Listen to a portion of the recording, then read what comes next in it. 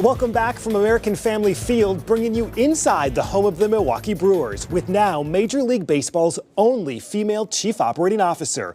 The Brewers this month promoting Marty Wronski, the team's longtime general counsel, who sat down with us this past week.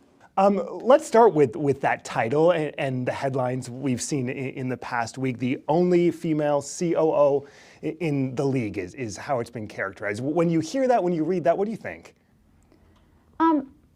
My immediate reaction is, this is really going to be fun. This is exciting. I'm really grateful. But my second reaction is, there are a lot of really awesome women working in pro sports right now, in sports in general right now. And while a title of that kind certainly sends a message, I don't know that I'm fully, it's fully soaked in yet.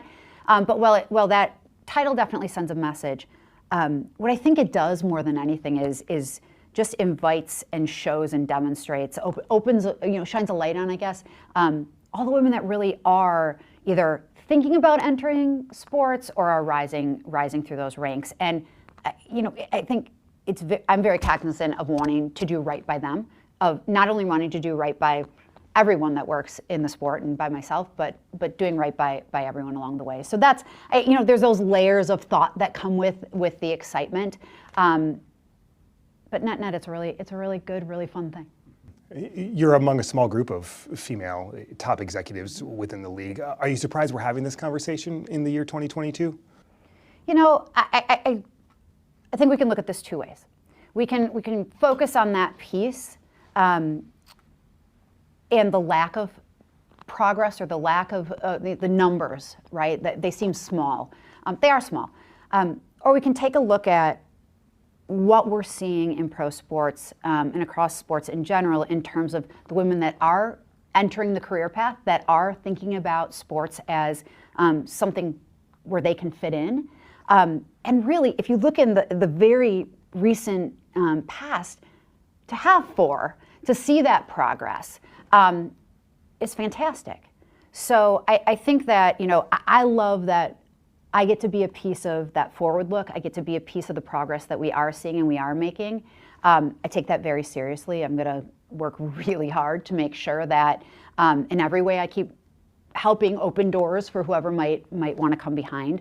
But yeah, it's disappointing to know that there are four, but I'm thrilled that there are so many more that will be coming. Here within the Brewers, you are the top executive since Wendy Seelig-Priebe.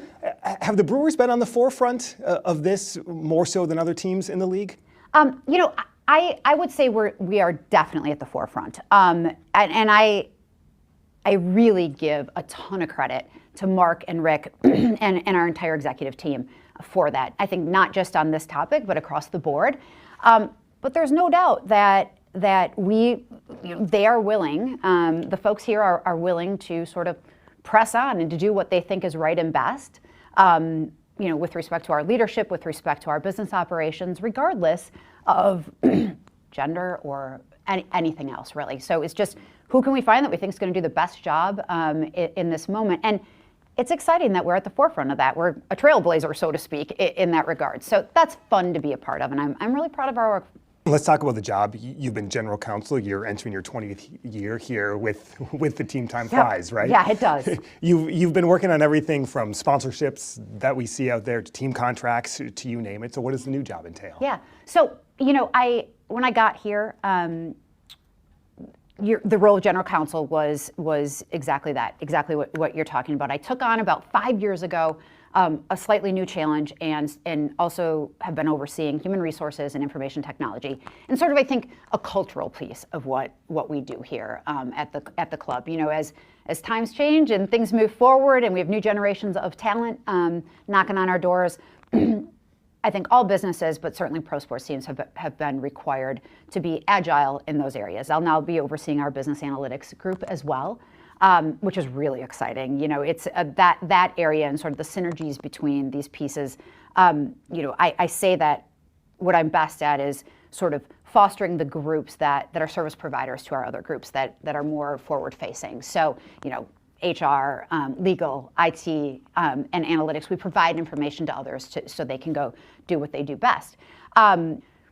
The economy, COVID, you name it. It's forcing all of us to look at our businesses in an interesting way and to sort of fill some gaps and make some changes that we might not have anticipated a few years ago. And so I'm hoping that I can be really helpful in those spaces. I was going to say, what do you see as your biggest challenge, the biggest challenge for the team and for the league looking ahead just to the next couple of years? You know, I have every faith that and every confidence that we can handle this without an issue, but ensuring that we are making sure that we are on the cutting edge of everything that is coming next in these areas, that we're not missing anything so that we can continue to put, you know, the best show on for our fans to be entertaining on the field and off, frankly, that we can continue to sort of be in the community, that additional element, that true entertainment element that draws people in and that makes people feel special in that regard. And of course, to remain competitive in the league as a whole. You know, we're a smaller city and we've always outdone our size, so to speak. And we're going to make sure that we continue to do that even with the sort of external challenges. Still ahead, gas prices dropping across Wisconsin. A busy holiday travel season now days away. The new economic projections next.